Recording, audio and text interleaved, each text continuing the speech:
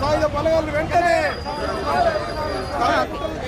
సాయుధ బలగాలను వెంటనే సాయుధ బలగాలను వెంటనే పోరాడదాం ఆపరేషన్ కగారుకు వ్యతిరేకంగా పోరాడదాం ఆపరేషన్ కగారుకు వ్యతిరేకంగా మారణ హోమ ఆపాలి ఆపాలి ఆపాలి కర్రగుట్టలోనే మావోయిస్టులపై మారణ హోమ ఆపాలి ఆపాలి ఆపాలి మావోయిస్టులపై శాంతి చర్చలు జరపాలి జరపాలి జరపాలి మావోయిస్టులపై మారణ హోమ ఆపాలి ఆపాలి ఆపాలి భద్రతా బలగాల మారణ హోమ ఆపాలి ఆపాలి ఆపాలి మావోయిస్టులపై శాంతియుత ధర్మం మావోయిస్టులతో శాంతి చర్చలు జరపాలి కర్రగుట్టలను చుట్టూ వేసిన సాయుధ బలగాలను వెంటనే ఆపరేషన్ కగారును వెంటనే ఆపరేషన్ కగారును వెంటనే ఎన్కౌంటర్లన్నీ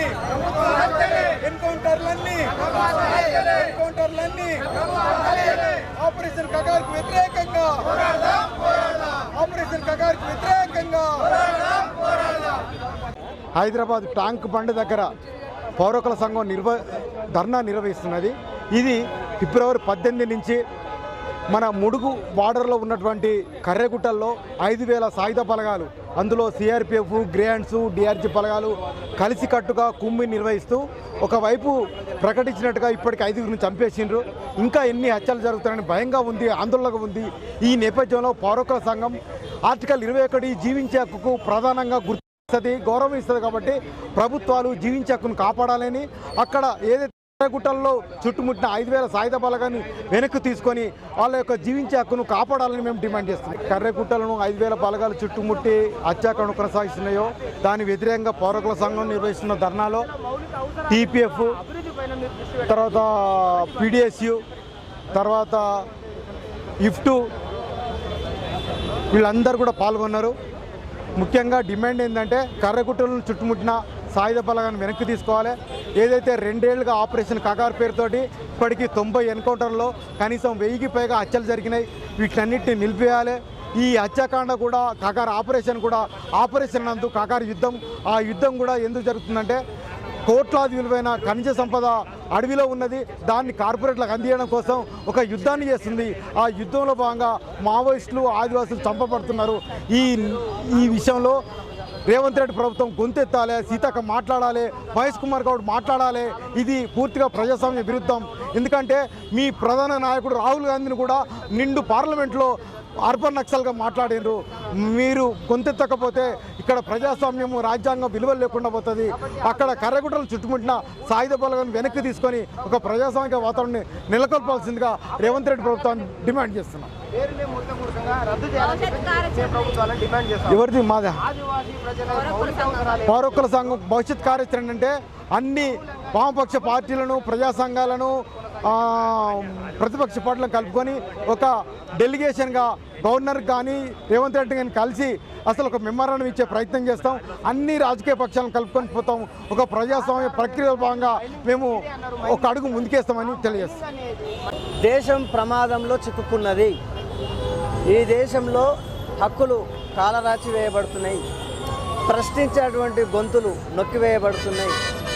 కవులను, కళాకారులను, మేధావులను నిర్బంధం పేరిట వాళ్ళని తుదమిట్టిస్తున్నటువంటి పరిస్థితి ఉన్నది.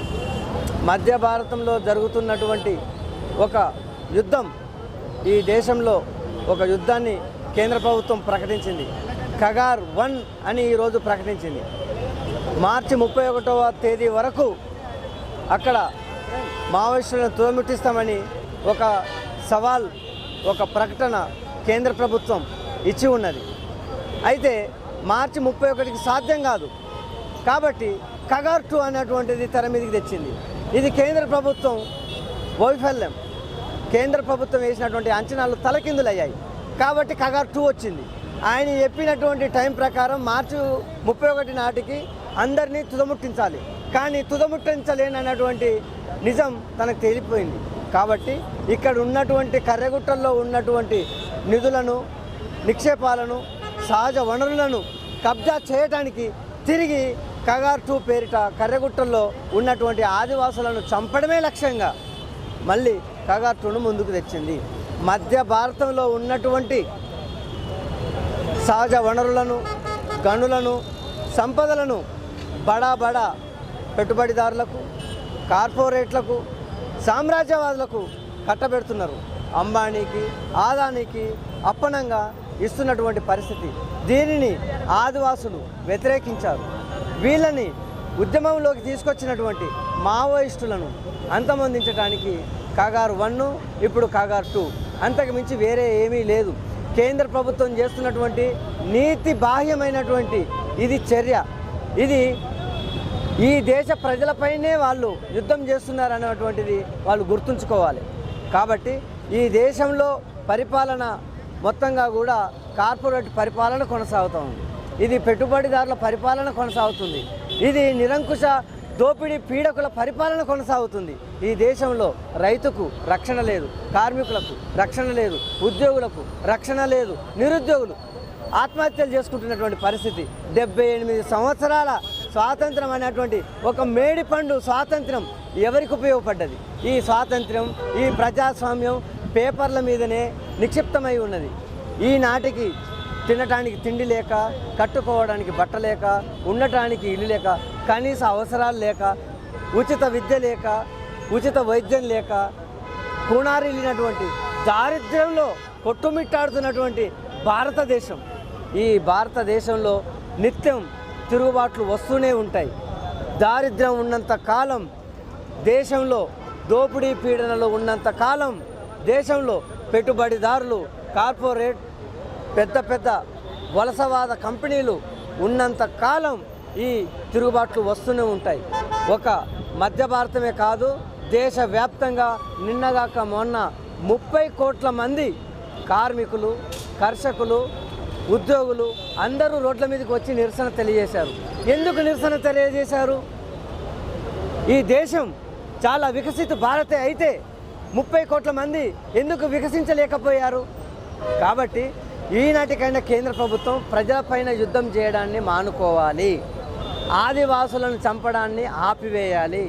ప్రశ్నించి పోరాడుతున్నటువంటి మావోయిస్టులను చంపడం ద్వారానే ఈ సమస్యకు పరిష్కారం అని కాగార్ 2 తీసుకొస్తున్నామని చెప్పడాన్ని వెనక్కి తీసుకోవాలి. వాళ్ళని పిలిపించండి, చర్చించండి, ప్రజాస్వామ్యబద్ధంగా వాళ్ళ లక్ష్యాలేంటో తెలుసుకోండి, వాళ్ళ ఉద్దేశాలేంటో పరిశీలించండి. తద్వారానే ఈ దేశంలో ఉన్నటువంటి సమస్య పరిష్కారం అవుతుంది. కానీ నిరంకుశ పద్ధతిలో వందల వేల లక్షల మంది సైన్యాన్ని ఈ దేశ ప్రజల మీదకి యుద్ధం చేయమని పంపితే కేంద్రంలో మోడీ ప్రభుత్వం విఫలమైనట్టే. కేంద్ర ప్రభుత్వం మీద వందల వేల లక్షల మంది తిరుగుబాట్లు చేస్తే, ప్రశ్నిస్తే, ఆ ప్రశ్నించే గొంతులను చంపడం అంటే ఈ దేశ ప్రజలను చంపుకోవడమే. నీ బిడ్డల్ని నువ్వు చంపుకోవడమే, అంతిమంగా నువ్వు కూడా చనిపోవడమే అవుతుంది. కాబట్టి నీ నిరంకుశమైనటువంటి విధానాలను వెనక్కి తీసుకోవడమే దీనికి తగినమైనటువంటి విధానం. కాబట్టి ఈ దేశంలో భూమి కోసం, భుక్తి కోసం, దేశ ప్రజల విముక్తి కోసం జరుగుతున్నటువంటి పోరాటాలన్నీ కూడా ఏనాటికి ఆగవు, ఇంకా పెరుగుతూనే ఉంటాయి. కాబట్టి నిరంకుశ విధానాలను వెనక్కి తీసుకోవాలని మేము ఈ సందర్భంగా కోరుతూ కాగార్ 2ను వెనక్కి తీసుకోవాలి. మావోయిస్టుల మీద, ఆదివాసుల మీద జరుగుతున్నటువంటి ఏదైతే దహనకాండ కొనసాగుతుందో దాన్ని తక్షణమే ఆపాలని మేము డిమాండ్ చేస్తూ ఉన్నాం. అయితే ఈరోజు మేమందరం ఇక్కడ నిరసన కార్యక్రమం ఎందుకు చేస్తున్నామంటే, కర్రెగుట్టలో గత 2-3 రోజులుగా జరుగుతున్న అక్కడ ఆదివాసుల మీద మన కేంద్ర బలగాలు కానీ, సిఆర్పిఎఫ్, పారామిలిటరీ బలగాలు, ఎక్కడో సరిహద్దుల్లో ఉండాల్సిన బలగాలు మన తెలంగాణ రాష్ట్రంలో మన బిడ్డల మీద, మన రాష్ట్రంలో కర్రెగుట్టలో చుట్టూ మోహరించి అక్కడున్న ప్రజలను భయంప్రాంతులు చేసి ఎన్కౌంటర్ చేయాలని ఆలోచనలో ఉన్నారు. వాళ్ళకున్న సమాచారం ఏంటంటే మావోయిస్టులు దండకార్యాన్ని వదిలేసి తెలంగాణ ప్రాంతంలో ప్రవేశించారని వాళ్ళ ఇంటెలిజెన్స్ వాళ్ళు ఉన్న సమాచారం. ఆ సమాచారం మేరకు మేము కూంబింగ్ చేస్తున్నామని వాళ్ళు చెప్తున్నారు. మీకు పక్కా సమాచారం ఉన్నప్పుడు ఎన్కౌంటర్లు ఎందుకు చేయడము? శాంతి చర్చలకి మీరు ముందుకు రండి, మావోయిస్టులతో శాంతి చర్చలు జరపండి, చంపే అధికారం మీకు ఎవరిచ్చారని మేము అడుగుతున్న పౌర హక్కుల సంఘంగా. ఖనిజ సంపద దోచుకోవడానికి అనేది మీరు ఒక వర్షం చెప్తున్నారు కదా, దానికి ఎవరు ఎంత ఉన్నదని అనుకుంటున్నారు? కర్రెగుట్టలో కాదు, ఇప్పుడు అక్కడ మైనింగ్ స్టార్ట్ చేసి ఆదివాసులను భయభ్రాంతులను చేసి మేము హిడ్మా చనిపోయే వరకు వాళ్ళు అక్కడ మైనింగే స్టార్ట్ చేయలేదు. హిడ్మా చనిపోయిన ఒక 4-5 రోజులకే మళ్ళీ మైనింగ్ స్టార్ట్ చేస్తున్నారు. మైనింగ్ స్టార్ట్ చేసి కార్పొరేట్ కంపెనీలకు అయిన అదానీ అంబానీల వాళ్ళకి అప్పయ్యప్పాలని కేంద్ర ప్రభుత్వం చూస్తుంది. ఇప్పుడు నేను రాష్ట్ర ప్రభుత్వాన్ని కోరుకునేది ఏంటంటే, మీరు తెలంగాణ రైజింగ్ అనే నినాదంతో బయటికి వస్తున్నారు. తెలంగాణ మేము అభివృద్ధి చెందుతాము, తెలంగాణని డెవలప్మెంట్ చేస్తామని. డెవలప్మెంట్ అందులో కాదు, ప్రజలకి మినిమం మౌలిక సదుపాయాలు ఉన్నాయా లేవా? మీరు ఆదివాసులని ఛత్తీస్గఢ్ వరకు పోవాల్సిన అవసరం లేదు. నల్లమల్ల ఫారెస్ట్ వరకు రండి, ప్రజలతో మాట్లాడండి, వాళ్ళకున్న సమస్యలు తెలుసుకొని. మావోయిస్టులు లేకుండా 2026 ఇంకా 40 రోజుల్లో గడువు ఉందని సంకలు గుద్దుకోవడం కాదు. మావోయిస్టులు ఎందుకు తయారవుతున్నారు, ఆయుధాలు ఎందుకు పట్టుకుంటున్నారు, మౌలిక సదుపాయాలు ఉన్నాయా, అందుతున్నాయా లేవా, దాని మీద చర్చ కార్యక్రమం చెప్పండి. మా భవిష్యత్తు కార్యక్రమం ఏంటంటే, వెంటనే కర్రగుట్టలో ఉన్న బలగాలను వెనక్కి రావాలి, తెలంగాణ రాష్ట్రంలో శాంతి నెలకొవాలని కోరుకుంటున్నాం. ఇక్కడ మేము పౌర హక్కుల సంఘం, అమరుల బంధుమిత్రుల సంఘం, PWO సంధ్య గారు వచ్చారు. దాని గురించి నిరసన కార్యక్రమం చేస్తున్నాం. ఆపరేషన్ కగార్ వెంటనే నిలిపివేయాలి, తెలంగాణ రాష్ట్రంలో శాంతి నెలకొల్గాలి. ఆదివాసీల మీద దండకారణ్యం మీద ప్రజలు పాలకులు చేస్తున్న యుద్ధాన్ని ఆపివేయాలి. ఆపరేషన్ కగార్ వెంటనే రాజ్యాంగబద్ధ పాలన చేయవలసిన పాలకులే యుద్ధం చేయడమా? ఎన్నికల్లో గెలిచి రాజ్యాంగబద్ధ పాలన చేస్తున్న పాలకులే ఆదివాసీల మీద యుద్ధం చేయడమా? నిలిపివేయాలి ఆపరేషన్ కగార్ 1 and 2లను.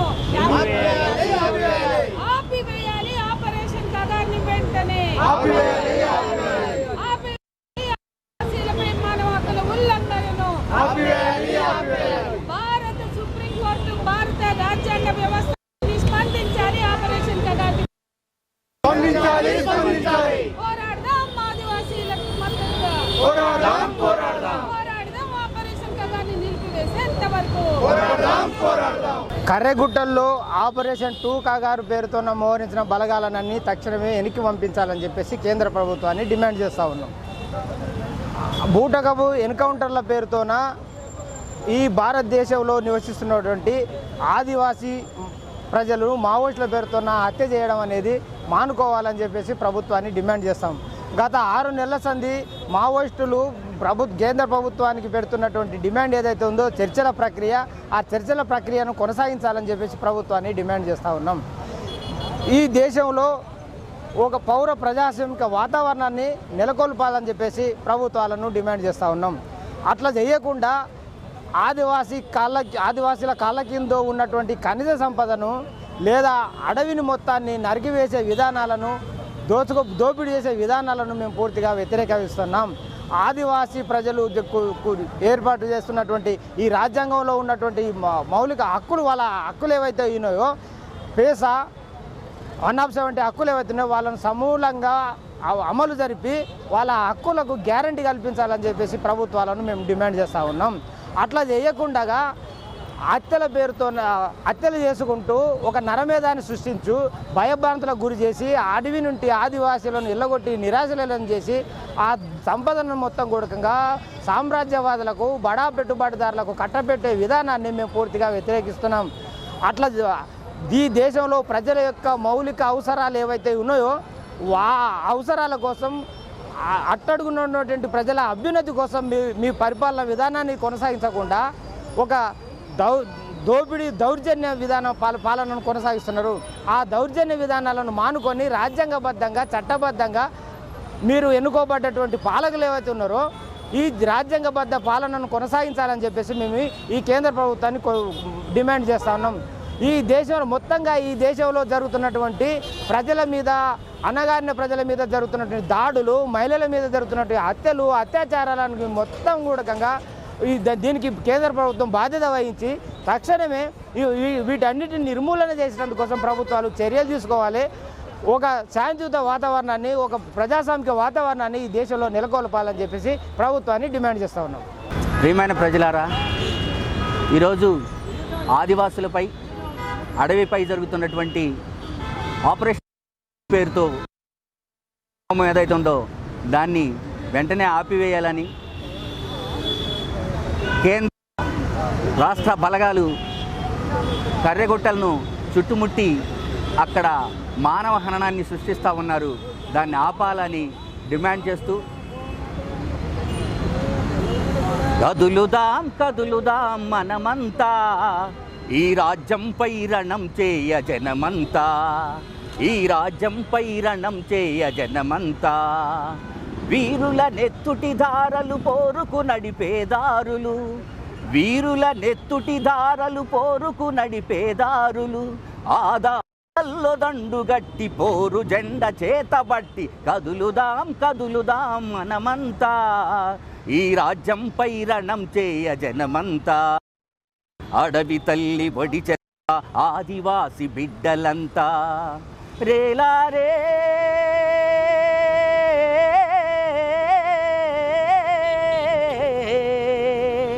రేలారే, అడవి తల్లి బడి చెంత ఆదివాసి బిడ్డలంతా దేశదంత దోచె మోసగాళ్ళ తరిమి కొడితే, సంపదంత దోసె మోసగాళ్ళ తరిమి కొడితే, రక్షించే భటులేమో భక్షించే భటులై, రక్షించే భటులేమో భక్షించే భటులై, ఆపరేషన్ కగార ఆదివాసుల చంపుతుంటే కదులుదాం కదులుదాం మనమంతా, ఈ రాజ్యంపై రణం చేయ జనమంతా, ఈ రాజ్యంపై రణం చేయ జనమంతా, ప్రజాస్వామ్యం అనుకుంటూ ప్రజలను చంపేసుకుంటూ, ప్రజాస్వామ్యం అని చెబుతూ ప్రజలను చంపేసుకుంటూ, రాజ్యాంగపు హక్కులన్నీ రక్తంలో ముంచుతుంటే, రాజ్యాంగపు హక్కులన్నీ రక్తంలో ముంచుతుంటే, హక్కులను అడిగినోళ్ళ ఉక్కు పాదం అణిచివేస్తే, హక్కులను అడిగినోళ్ళ ఉక్కు పాదం అణిచివేస్తే, కలంగళం ఒక్కటయ్యి కథనానికి సిద్ధమయ్యి కదులుదాం కదులుదాం మనమంతా, ఈ రాజ్యంపై రణం చేయ జనమంతా, ఈ రాజ్యంపై రణం చేయ జనమంతా. ఆపరేషన్ కర్రెగుట్ట 2 పథకానికి నిరసనగా ఇవాళ 21 ఫిబ్రవరి నాడు అంబేద్కర్ విగ్రహం దగ్గర ప్రజా సంఘాలు, వామపక్ష పార్టీలు, విప్లవ పార్టీలు అందరూ కలిసి నిరసన కార్యక్రమాన్ని చేపట్టారు. వెంబడే 4-5 రోజుల నుంచి కొనసాగుతున్న ఆపరేషన్ కర్రెగుట్ట 2 పథకాన్ని రద్దు చేయాలని డిమాండ్ చేస్తూ ఉన్నాం. ముఖ్యంగా ఆపరేషన్ కర్రెగుట్ట అంటేనే అది తెలంగాణ కనుక, తెలంగాణలో కర్రెగుట్టలు ఉన్నాయి కనుక ఆ కర్రెగుట్టల్లో జరుగుతున్న మారణ హోమాన్ని నిలువరించే విధంగా ఆ మారణ హోమంలో గ్రేహాండ్స్ బలగాలు పాల్గొంటున్నాయా స్పష్టం చేయాల్సిన బాధ్యత తెలంగాణ ప్రభుత్వం పైన ఉంది. గతంలోనే గత మే నెలలో ఆ ఆపరేషన్ కగార్లో తెలంగాణ గ్రేహాండ్స్ బలగాలు పాల్గొనవని స్పష్టం చేసి ఉన్నారు. దానికి కట్టుబడి ఇప్పుడు కూడా ఆ గ్రేహాండ్స్ బలగాలను ఉపసంహరించుకోవాలి. విచిత్రంగా తెలంగాణ ములుగు ప్రాంతంలోని గ్రామాన చెక్ పోస్టులు ఏర్పాటు చేసి ఉన్నారు. మాకు అందుతున్న సమాచారం ప్రకారంగా అక్కడ ఆ ఆదివాసుల జీవనానికి ఆటంకం కలుగుతూ ఉంది. వ్యవసాయ పనులు కుంటూ పడిపోయిన పరిస్థితులు ఏర్పడ్డాయి. ఎక్కడైతే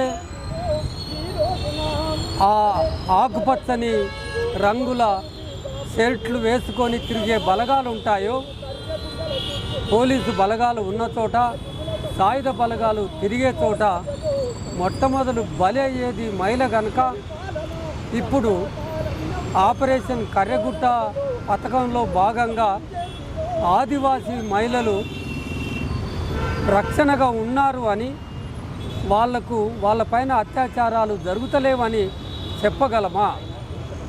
మాకు అందుతున్న సమాచారం ప్రకారంగా ములుగు ప్రాంతంలో ఆపరేషన్ కర్రెగుట్టల ప్రాంతంలో ఆదివాసీ మహిళలపైన అత్యాచారాలు జరుగుతున్నాయి. మా లెక్క ప్రకారంగా 2 సంవత్సరాలుగా జరుగుతున్న ఆపరేషన్ ఈ కగారు ఏదైతే ఉందో ఆ కగారులో 1000 మంది చనిపోతే అందులో 800 మంది ఆదివాసీలు ఉంటే ఆ ఆదివాసీల్లో 500 మంది పైన అసంఖ్యాకంగా అత్యాచారాలు జరిగాయి. వీటన్నిటికీ సమాధానం చెప్పాల్సిన బాధ్యత భారత ప్రభుత్వం పైన ఉంది. ఒక వైవిధ్యంగా భారత రాష్ట్రపతి ఆదివాసీ వర్గాల నుంచి వచ్చిన వాళ్ళే రాష్ట్రపతిగా ఉన్నారు.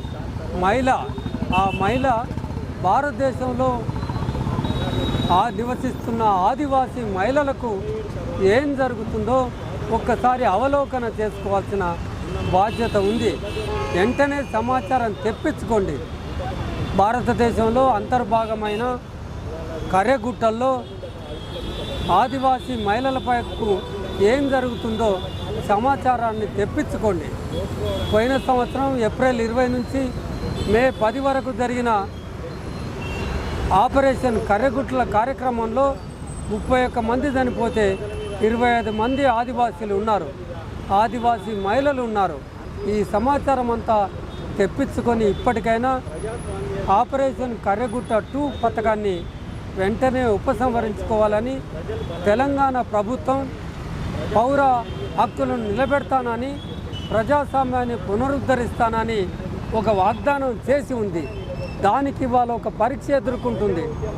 ఏ పౌర హక్కుల కోసమైతే పోరాడినరో 53 సంవత్సరాలుగా పౌర హక్కుల సంఘం పోరాటం చేస్తుందో ఆ పౌర హక్కుల సంఘానికి అధినాయకులైన రాష్ట్ర సహాయ కార్యదర్శి జక్కా బాలయ్యను, తెలంగాణ ప్రజా ఫ్రంట్ బాధ్యుడు అంబయ్యను ఇవాళ జైల్లో పెట్టారు.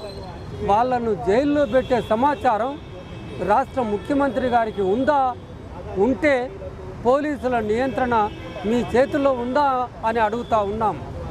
పౌర హక్కులను నిలబెడతారని వాగ్దానం చేసిన మీ పరిపాలనలో పౌర హక్కుల సంఘం నాయకులు కటకటాల నడుమ జీవితాలను వెల్లదీయాల్సిన దుర్భరమైన పరిస్థితులు ఎందుకు ఏర్పాటవుతున్నాయో ఒక్కసారి ఆలోచించమని, ఈ రకంగా మీరు పౌర హక్కుల నాయకులను సైతం జైల్లో నిర్బంధిస్తామని అంటే గనక మీరు కూడా తెలంగాణకు ఇప్పుడు గతంలో ఉన్న పాలకులు ఏమైపోయారో నక్సలైట్ల ఎజెండానే మా ఎజెండా అన్న వాళ్ళ అనుభవాలు ఉన్నాయి, నక్సలైట్లే దేశభక్తులు అన్న ఆ అనుభవాలు ఉన్నాయి.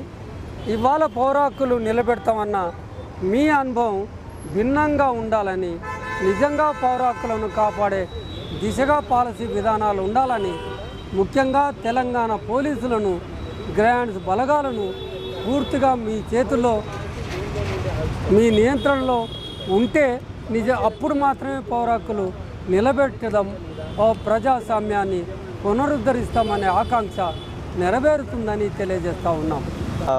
దండకారణ్యంలో జరుగుతున్నటువంటి మారణ హోమాన్ని అది ఆదివాసీల మీద జరుగుతున్నటువంటి దాడిగా, అక్కడ ప్రజాస్వామిక వాతావరణం, రాజ్యాంగబద్ధమైనటువంటి పాలన ఏర్పాటు చేయాలని ఆ వైపుగా కృషి చేస్తున్నటువంటి ప్రజా సంఘాలు అట్లనే ఇక్కడ మొత్తం సమాజం కూడా ఆ వైపుగా నడవాలి, ప్రయాణం చేయాలని చెప్పేసి కోరుతా ఉన్నాం.